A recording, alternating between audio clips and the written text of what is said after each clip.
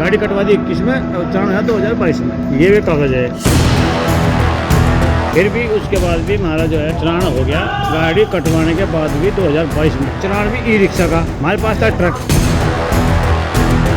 RTO दफ्तर की RTO साहब की कितनी लापरवाही है उसे यही नहीं पता। गाड़ी कट चुकी है, ये आरसी कैंसिल हो चुकी और फिर भी इन्होंने चालान भेज दिया।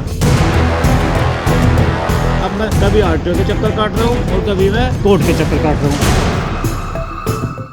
कहते हैं मुसीबत अकेली नहीं आती और ये सच साबित हो रहा है उस ड्राइवर पर जिसकी ट्रक तो कबाड़ खाने में कब का दफन हो चुका है, लेकिन अब उसके घर आया है चालान, वो भी ऐसी गाड़ी का जो उसके पास से ट्रक स्क्रैप करने से पहले भी नहीं थी। सोचिए, गाड़ी कबाड़ हो गई लेकिन चालान अब भी जिंदा है। नमस्कार, आप सबका स्वागत है ट्रांसपोर्ट टीवी में। मैं हूँ आपके साथ अनुराधा शर्मा सैनी और आप देख रहे हैं ब्रेकिंग न्यूज।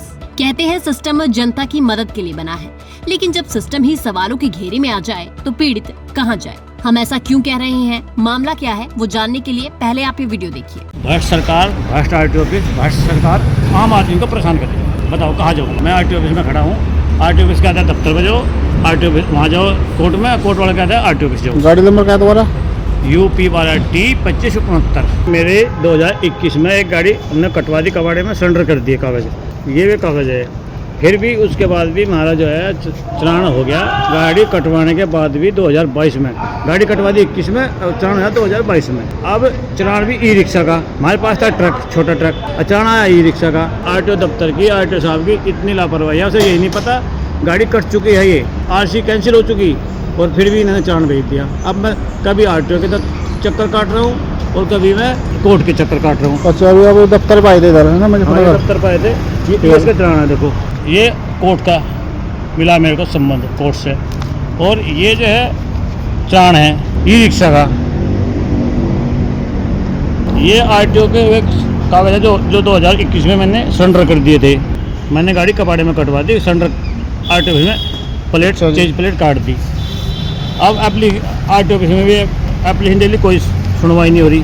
ये देखो आरटीओ ऑफिस से ये संबंध क्या कोर्ट में, इससे वसूली करो, सुदेश पाल से वसूली करो। एक ट्रक ड्राइवर और वाहन मालिक जिसने ट्रक लिया था, आप कागजों में तारीख देखेंगे तो वहाँ साफ लिखा मिलेगा डेट ऑफ रजिस्ट्रेशन 2009। गाड़ी टाटा 1109 मॉडल ट्रक था। इस ट्रक का रोड टैक्स जो है वो भी आप देख सकते हैं। 30 जून 2021 तक इसका रोड टैक्स भरा गया था, लेकिन अब ड्राइवर ने अपनी गाड़ी स्क्रैप कर दी और आरसी शामली आरटीओ को जमा भी कर दी।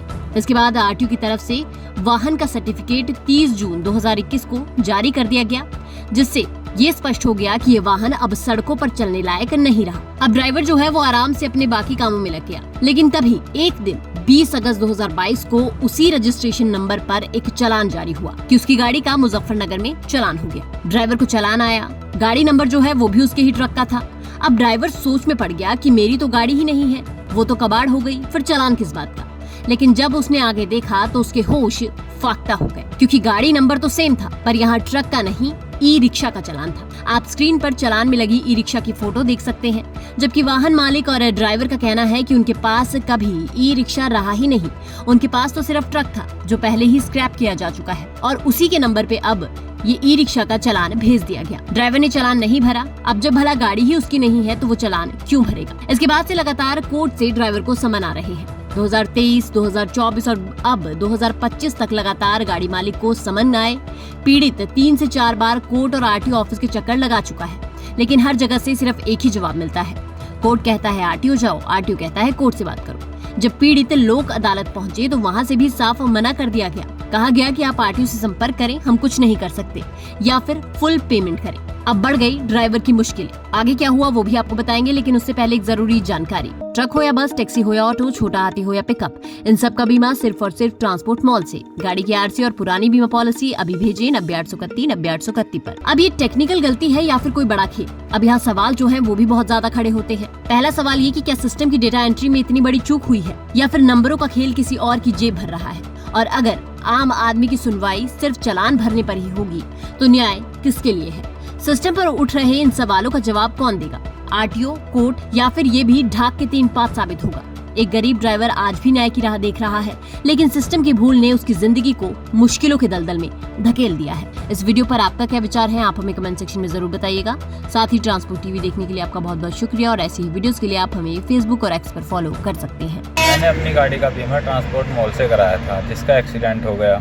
मेरा क्लेम पास हो गया है और पूरा पैसा मेरे बैंक खाते में आ गया है। मुझे कहीं जाना भी नहीं पड़ा। मैं सभी ड्राइवर भाइयों से अनुरोध करूंगा कि अपना बीमा केवल ट्रांसपोर्ट मॉल से ही कराएं।